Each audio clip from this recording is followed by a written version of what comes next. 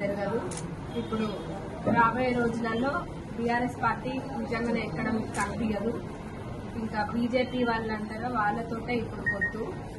మరి MPLS BJP వాళ్ళతోటి మరి పొత్తుంది. ఇప్పుడు ఎంపీ ఎలక్షన్స్ లో కూడా మన ఎంతో మంచిగా పనిచేసుకొని గతంలో ఎట్లయితే ఈ పార్టీ కోసం పనిచేసిందో ఇప్పుడు కూడా ఎంపీ ఎలక్షన్స్ లో కూడా కాంగ్రెస్ కంటే సీట్లు వచ్చే విధంగా అందరూ ఒక సైనికులాగా చేయాలి.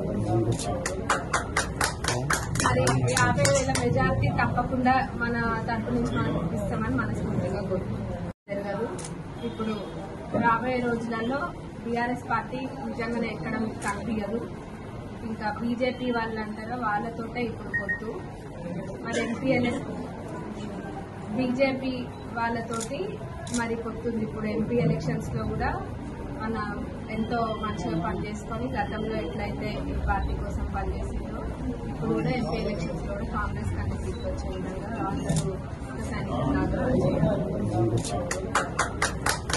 మరి 50,000 మెజార్టీ తప్పకుండా మన తరపు నుంచి మనం ఇస్తామని మనస్ఫూర్తిగా కోరుకుంటున్నాం.